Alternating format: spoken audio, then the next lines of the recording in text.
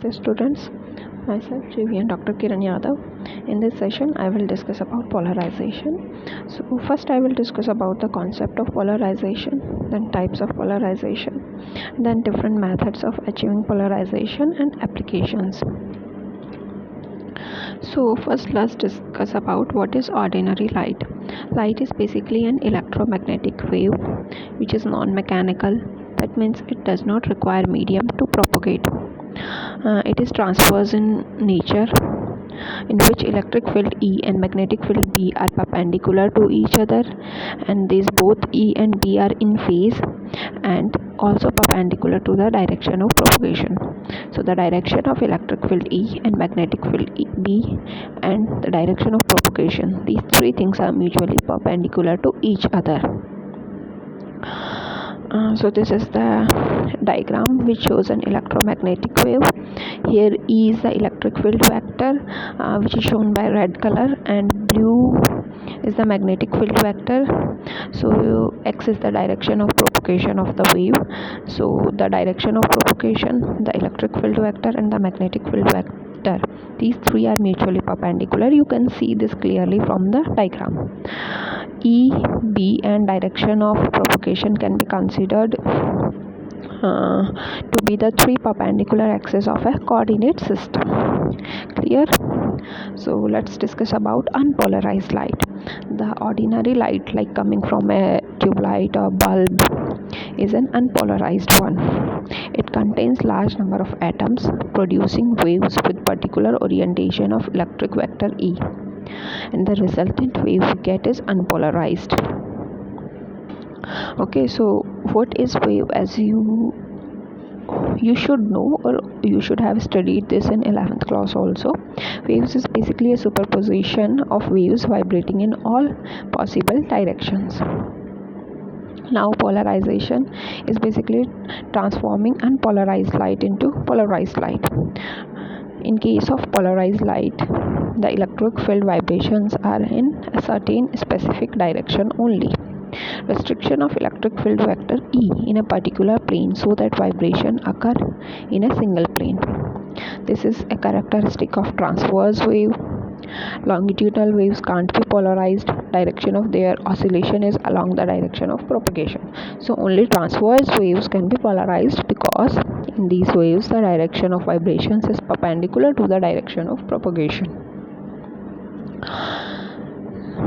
So here we can see we had an incident beam which is unpolarized, and then we kept a polarizer. A polarizer is basically an instrument which converts unpolarized light into a polarized one. So we keep a polarizer 1 which has a path axis vertical direction. So after this polarizer we get polarized light which is vertically polarized. Okay, because the path axis of the polarizer was vertical, so we get a vertically polarized light wave, and then we pass this vertically polarized light wave through polarizer 2 which has path axis in horizontal direction. So there will be no wave of light passing through it. So this polarizer 2 will block all the wave.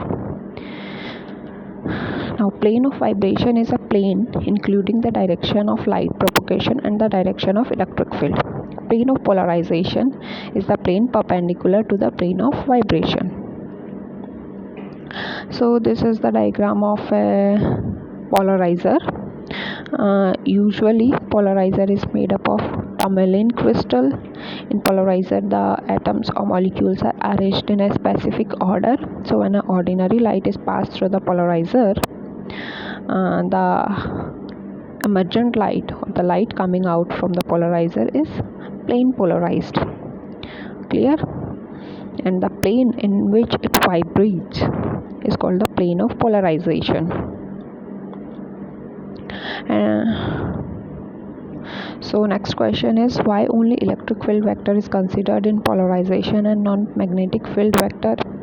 There is a certain equations which are known as Maxwell's equation. At this level maybe you are not familiar with these equations, but if you study physics further, there will be equations which are very very important, which are Maxwell's equations. And according to this equation, there is a relation between E and B, which is E is equals to C cross B. Here C is the velocity of light, E is very greater than B. So in electromagnetic waves, E is very greater than B. So if we change E, the properties or the characteristics of EM wave will be changed. But if we vary B, then the properties or characteristics of electromagnetic wave will not be changed to that extent. So if we as E is very large than B, so change in E will change the characteristics of EM wave more. So for polarization, E should be affected. So there are three types of polarization: linear polarization, circular polarization, and elliptical polarization. So let's discuss about linear polarization. In this case, we get plane polarized wave, and the electric field vector oscillates along a straight line in one plane. Okay, so there will be a plane in which the electric field vector will oscillate. Such light is known as linearly polarized light. So here you can see we had a source of light. The light was unpolarized, and this unpolarized light was allowed to pass through a polarizer. Then we get a linearly polarized light. So the resultant wave is linear in a vertical plane. Clear?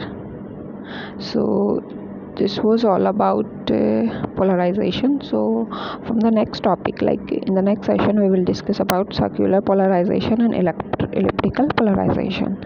So that's all for this session. Thank you.